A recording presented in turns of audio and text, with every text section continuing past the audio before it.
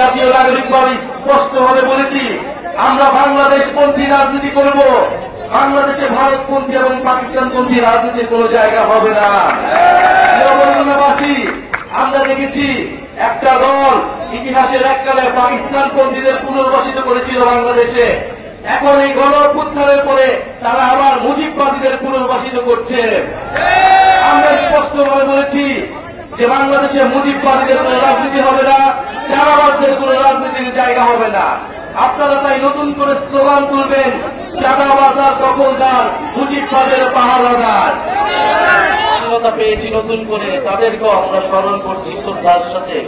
প্রিয় বরগুনাবাসী, আমরা জানি অনেক লড়াই সংগ্রাম করে আপনাদের উপকূলে টিকে থাকতে হয়। দুর্যোগ এবং নদী ভাঙন সবকিছুকে উপেক্ষা করে বরগুনাবাসী লড়াই সংগ্রাম করে যায়। বরগুনাবাসীর দিকে কেউ তাকায় না। উন্নয়নের মূলা ঝুলেও বরগুনা পর্যন্ত সেই উন্নয়ন কতটুকু এসেছে সেটা আপনারাই ভালো জানেন। প্রিয় বরগুনাবাসী, আমরা জানি এখানে জলবায়ু দুর্যোগ রয়েছে। বরগুনায় লবণাক্ত পানি কৃষির সমস্যা তৈরি করছে, সুপেয় পানির অভাব তৈরি করছে। বরগুনায় আমাদের জলবায়ু উত্তপ্ত তৈরি হচ্ছে। পুরা বাংলাদেশের আমরা বলি যে আগামীর দিনে বঙ্গোপসাগর হচ্ছে আমাদের ভবিষ্যৎ এবং সম্ভাবনার জায়গা। সেই জায়গায় বরগুনায় আজ মধ্যপুকুরীয় অঞ্চলগুলোকে আমাদের শক্তিশালী ঘাঁটি হিসেবে গড়ে তুলতে হবে। জাতীয় নাগরিক পার্টি সেই জায়গা থেকে বরগুনাবাসীর প্রতি কমিটমেন্ট রাখছে। বরগুনার প্রতিটি নদী আমাদের রক্তধারা, বরগুনার জেলে মজুররা আমাদের পরম আত্মীয়।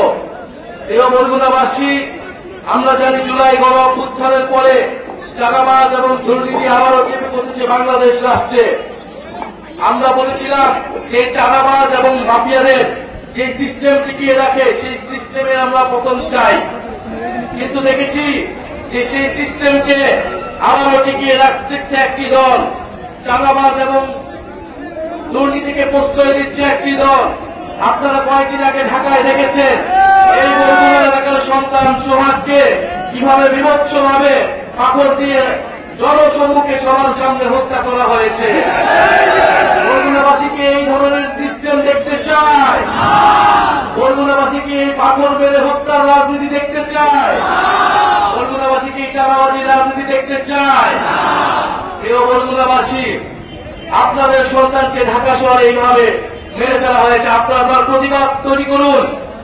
আপনারা সেই দৃশ্য বাংলাদেশের প্রতিটি মানুষকে দেখান যে কিভাবে গণ অভ্যুত্থানের পরে হাজারো মানুষের রক্তের পরেও এই সরকারের আইন শৃঙ্খলার ব্যর্থতা এবং একটা রাজনৈতিক দলের চাঁদাবাজদের সমর্থন দেওয়ার ফলে আপনাদের সন্তানকে কিভাবে পাথর মেরে হত্যা করা হয়েছে। প্রিয় বরগুনাবাসী, আমরা আপনাদের এলাকার সমস্যা নিয়ে কাজ করতে চাই, পরিবেশ বান্ধব উন্নয়ন করতে চাই। আমরা চাই এই বরগুনা নদী সমুদ্র রক্ষা হবে, উপকূল সুরক্ষা হবে এবং মানুষের স্বাস্থ্য এবং শিক্ষার সমস্যা দূর হবে। আপনাদের এলাকার সন্তান ফয়সাল মাহমুদ শান্ত জাতীয় নাগরিক পার্টিতে গুরুত্বপূর্ণ ভূমিকা পালন করছে। ছাত্র জীবনে ফ্যাসিবাদের বিরুদ্ধে লড়াই করেছে দীর্ঘদিন।